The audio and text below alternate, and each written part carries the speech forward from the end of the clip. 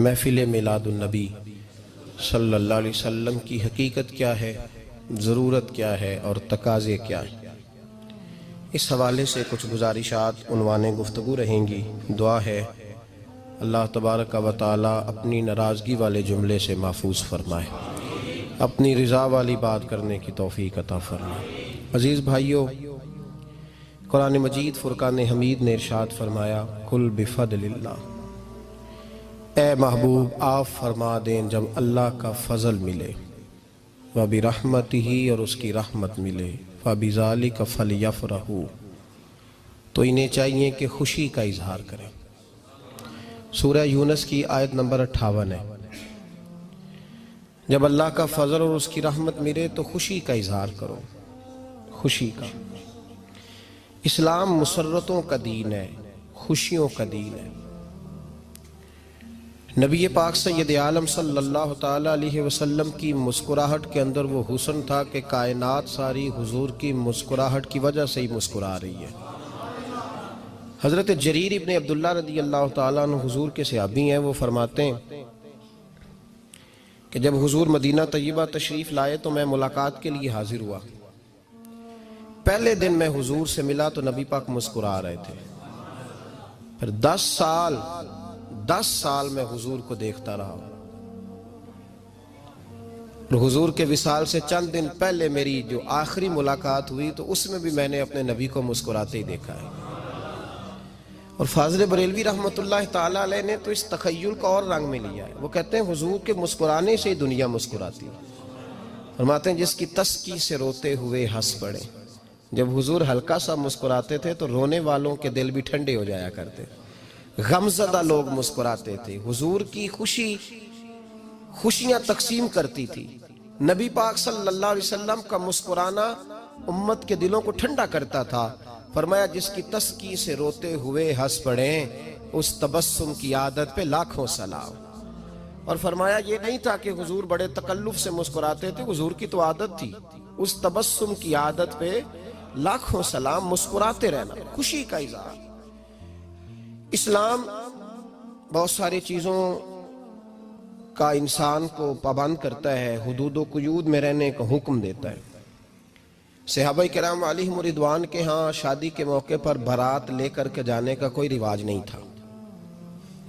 حضرت عبد الرحمن ابن عوف رضی اللہ تعالیٰ عنہ جیسے مالدار لوگ بھی شادی کرتے ہیں تو نبی پاک کے بغیر بھی بارات چلی جاتی ہے۔ کوئی کانسیپٹ نہیں اس طرح کا کہ ڈھیروں بارات لے کے جائی جائے۔ حضرت عبد الرحمن ابن عوف کہتے ہیں میں حضور کی بارگاہ میں آیا تو سفید کپڑے پر پیلا زرد نشان تھا۔ حضور نے فرمایا کیا ہوا، یہ داغ کاہے کا؟ عرض کی حضور کل میں نے نکاح کیا تھا۔ تو محبوب نے جو ارشاد فرمایا اس میں فرمایا بڑی اچھی بات ہے، ولیمہ ضرور کرنا، چاہے ایک بکری ہی ذبح کرنا۔ بارات نہیں لے کے جائی جاتی تھی، ولیمے کا حکم دیا۔ اور بخاری میں نبی پاک نے یہ بھی فرمایا جب تمہیں کوئی ولیمے کی دعوت دے تو جایا کرو۔ اچھا، اب شادی کے موقع پر جو بارات لے کے جائی جاتی ہے تو اگرچہ حضور کی سنت نہیں، لیکن اسے ہم حرام نہیں کہتے، اسے ہم ناجائز نہیں کہتے۔ ہم نہیں کہتے کہ یہ تو نے غلط کیا، اگرچہ لے جانا حضور سے ثابت اس مروجہ انداز میں ثابت نہیں، اس طرح ہمارے ہاں جاتے ہیں، لیکن ہم پھر بھی اسے ناجائز۔ کسی صحابی نے اپنے بچے کی شادی پر اپنے گھر میں لائٹنگ نہیں کرائی، لیکن آپ کو دنیا کا کوئی عالم یہ فتویٰ نہیں دے سکتا کہ لائٹنگ کرانا حرام ہے۔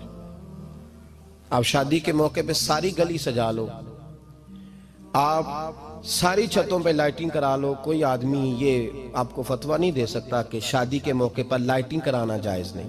کبھی سنا ہے آپ نے کسی سے؟ بولیے یہ جائز ہے، جائز پیسے ہیں تو ٹھیک، بلکہ میں اس سے آگے بڑھتا ہوں، اس سے تھوڑا اور آگے جاتا ہوں۔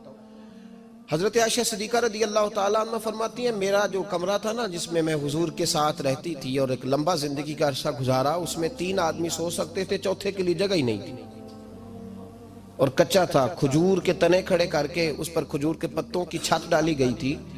میں جب ہاتھ اٹھاتی تھی تو میرا ہاتھ اپنی چھت کو چھو جاتا تھا۔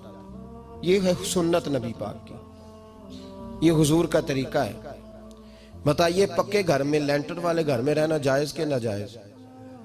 کیوں جی؟ حضور تو کچے مکان میں رہتے تھے۔ آپ نے کیسے پکا بنا لیا؟ اللہ کی محبوب علی دین کو اس کی اصل بات میں سمجھیں. آپ ایسا نہ کریں جس میں انتشار اور امت تقسیم ہو. اس کا اصل مزاج دیکھیں. مہندی کے موقع پہ اگر کوئی آدمی 6 دیگیں دال چاول کی پکاتا ہے تو منع نہیں, جائز پیسوں سے پکائے. انہیں لائٹنگ لگوائی, کوئی منع نہیں. سارے محلے کو کھانا کھلایا, کوئی منع نہیں. بلکہ نبی پاک نے فرمایا بہترین مسلمان ہی وہ ہے جو سلام پہلے لے اور روٹی زیادہ کھلائے, تو بہترین مسلمان ہے. ناجائز کیا ہے؟ ناجائز ہے شادی کے موقع پر بینڈ باجا بجانا, اس میں رقص کرنا, اس میں بھنگڑے ڈالنا, عورتوں مردوں کا اختلاط ہونا, عورتوں کی مووی بنانا, یہ چیزیں ناجائز ہیں. تو جو ناجائز ہے اس پہ پابندی لگائی جائے گی. جو جائز ہے اس کے بارے میں یہ کہا جائے گا کہ بھائی احتیاط کی جائے, سنت کی طرف دیکھا جائے تو بہتر یہی ہے. لیکن اگر کوئی کسی آدمی کے پاس جائز پیسے ہوں, وہ 100 کنال کے گھر میں رہے, اگرچہ سنت یہ نہیں, پر یہ تو کوئی فتویٰ نہیں نہ دے سکتا کہ حرام ہے تیرا 100 کنال کے گھر میں رہنا, کہ ہے فتویٰ کہیں آپ نے سنا.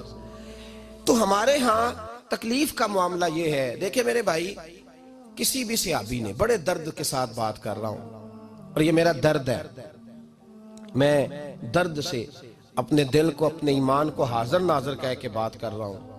امت بٹ جاتی ہے ہر موقع پہ یار, ہر جگہ ہی تقسیم ہو رہی ہے امت مسلمہ. ہر روز کچھ نہ کچھ فتوے ایسے مل جاتے ہیں جس میں دراڑیں پڑتی ہیں.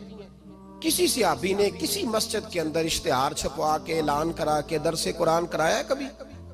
سیرت النبی کا جلسہ, ختم بخاری, مدرسے کا دستار فضیلت کا جلسہ, آپ نے اشتہار پڑھے ہیں نا یہ سارے مکاتب فکر کے, ہوتے ہیں کہ نہیں ہوتے؟ کسی صحابی نے اس طرح, وہ تو روز درس قرآن دیتے تھے, لیکن اس طرح اشتہار چھپوا کے, پوسٹر لگا کے, اور مصر سے کسی صحابی کو اسپیشل بلوا کے یا یمن سے بلوا کے مسجد کے اندر کبھی درس قرآن کے اجتماعات کرائے, سیرت النبی کے جلسے, ختم بخاری کے. او بھائی یہ ساری چیزیں حضور کے صحابہ کی سنت سے مروجہ انداز میں ثابت نہیں. مجھے بتا میرے بھائی, میں درد کے ساتھ تجھ سے سوال کرتا ہوں کہ سیرت النبی کے جلسے میں تو پشاور سے مولانا بلائے, پنڈی سے بلائے, تو گجرات اور کراچی سے لوگوں کو بلا کر کے اگر سیرت کا جلسہ کرائے, اور تو اس میں ایک آدمی کو کراچی سے بلوایا جا رہا ہے تو تو نے اس کو 20,000 کی ٹکٹ بھی دی, اور اشتہار پہ بھی جلسے پہ خرچ ہوا, پھر لنگر بھی پکا, کھانا بھی تو نے کھلایا, نہ تجھے کوئی بیوہ یاد آئی, نہ تجھے کوئی مسکین یاد آیا, نہ تجھے کوئی غریب یاد آیا. حالانکہ کہنا چاہیے تھا نا, یہ جو ₹1,00,000 لگ رہا ہے کسی بیوہ کی خدمت کر دینی چاہیے, یتیم کو دے دینا چاہیے. درد کے ساتھ بات کر. سوال میرا یہ ہے کہ وہی کام جو سیرت کے جلسے میں ہوتے ہیں, پہلے تلاوت ہوتی ہے, پھر نعت ہوتی ہے, پھر کسی عالم کا بیان ہوتا ہے, وہی کام صرف نام بدل کے کیا جائے, عید میلاد النبی نام رکھا جائے صلی اللہ علیہ وسلم. یہ میں آپ کے ذہنوں پہ دستک دے رہا ہوں, تقریر نہیں کر رہا, صرف دستک دے رہا. او بھائی دیکھو, ایک آدمی وہی کام نام بدل کے کرے تو جائز ہے, اور اگر اس میں نبی پاک کے میلاد کا نام رکھ لیا جائے یا نعت کا نام رکھ لیا جائے تو پھر مجھے اجازت دے میں تجھ سے سوال کروں کہ صرف تجھے حضور کی تعریف پوری لگتی ہے؟ پھر مجھے اجازت دے کہ میں تجھ سے پوچھوں کہ صرف تجھے نعت اچھی نہیں لگتی؟ پھر مجھے اجازت دے کہ میں تجھ سے پوچھوں کہ تجھے صرف رسول اللہ کے قصیدے اچھے نہیں لگتے؟ دے مجھے اجازت کہ میں تجھ سے سوال کروں کہ جہاں ذکر رسول کی بات آئے وہاں تو پریشان کیوں ہوتا ہے؟ تجھے پتہ ہی نہیں یہ تو وہ ذکر ہے کہ رب فرماتا ہے تم بیان کرو نہ کرو وَرَفَعْنَا لَكَ ذِكْرَكَ, محبوب میں نے خود تیرے چرچے ساری دنیا میں بلند فرما دیے. اور نبی پاک نے پوچھا حضرت جبریل سے کہ چل جبریل تو بتا میری امت کو پتہ چلے رب نے میرا ذکر کیسے بلند کیا ہے. تو جناب جبریل کہنے لگے محبوبہ رب فرماتا ہے میرے نبی سے کہہ دے جہاں جہاں تیرے رب کا ذکر ہوگا وہاں وہاں تیرا بھی ذکر ہوتا رہے گا. یہ تو محتاج ہی نہیں کسی کا. اتنی جلدی لوگ بپھرتے ہیں. اللہ فرماتا ہے قل بفضل اللہ وبرحمتہ فبذلک فلیفرحوا. محبوب ان سے کہہ دو جب اللہ کا فضل ملے, جب اللہ کی رحمت ملے تو خوشی مناؤ. تیرا نہیں مجھے پتا, مجھے تیرا نہیں پتا, لیکن مجھ سے اگر تو پوچھے تو کائنات میں رب کا سب سے بڑا فضل بھی محمد مصطفیٰ ہی ہے, اور سب سے بڑی رحمت بھی محمد مصطفیٰ ہی ہے. وہ دو عالم کی رحمت تھے، وہ جہاں چاہتے وہیں رہتے، یہ تو ان کی مہربانی ہے کہ یہ عالم پسند آیا۔ رب کریم نے تجھے آنکھ دی، دنیا دیکھی تو نے، رب کریم نے تجھے قوت دی، تو نے دنیا گھومی، اور پھر رب نے تجھے بیٹے دیے تو میٹھا میوہ، اور بیٹیاں دی تو تیرے لیے باعث کرم، تیری چھاتی پہ بچے چڑھے تو تو نے کہا سب سے بڑی نعمت یہی ہے۔ کہ مالک کہتا ہے تو میرا بندہ تھا، میں نے دینا ہی تھا، تو نے دیا، احسان نہیں جتلایا، لیکن جب اپنا نبی دیا تو کہا میں نے بڑا احسان کیا تم پہ۔ لَقَدْ مَنَّ اللَّهُ عَلَى الْمُؤْمِنِينَ إِذْ بَعَثَ فِيهِمْ رَسُولًا، میں نے تم پر احسان کیا ہے۔ کون دیتا ہے کسی کو محبوب اپنا؟ نہ جانے رب نے یہ کیسے گوارا کیا۔ لَقَدْ مَنَّ اللَّهُ عَلَى الْمُؤْمِنِينَ إِذْ بَعَثَ فِيهِمْ رَسُولًا، اتنا بڑا فضل، اتنا بڑا فضل، فضل بھی حضور۔ اور جب بات رحمت کی آئی تو فرمایا مومنوں صرف تمہیں ہی نہیں، عیسائیوں، یہودیوں، سکھوں، دنیا میں جتنی مخلوق ہے، حتیٰ کہ جانور بھی، حتیٰ کہ چونٹیاں، نباتات، جمادات، ہر چیز، یا اللہ تو نے کیا دیا؟ فرمایا وَمَا أَرْسَلْنَاكَ إِلَّا رَحْمَةً لِّلْعَالَمِينَ، میں جس کا رب ہوں ان سب کے لیے میں نے اپنے نبی کو رحمت بنا کے بھیج دیا ہے۔ بیٹے کے آنے پہ تو مٹھائی بانٹتا ہے، میلاد والے دن تو لائٹیں بند کر لیتا ہے، بیٹے کے آنے پر تو حلوائی بٹھاتا ہے، اور نبی پاک کے نام کی لائٹیں لگی ہوں تو پریشان ہوتا ہے۔ ہم سے کبھی پوچھ تجھے بتائیں، بس نہیں چلتا، ورنہ تاڑے توڑ کے چھتوں پہ لگا دیں۔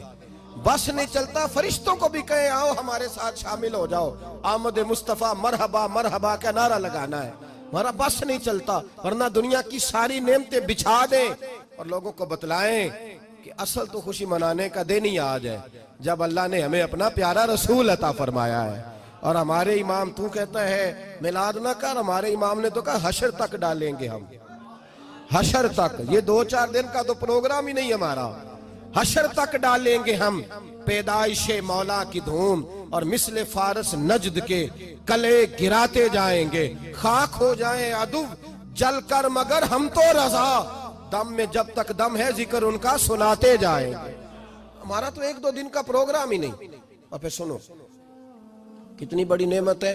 حضرت عباس سے کسی نے کہا تھا اللہ کی سب سے بڑی نعمت، تو بخاری اٹھانا، فرمانے لگے محمد نعمت اللہ، بخاری ہے بخاری، فرمایا محمد اللہ کی سب سے بڑی نعمت ہے، صلی اللہ، یہ سب سے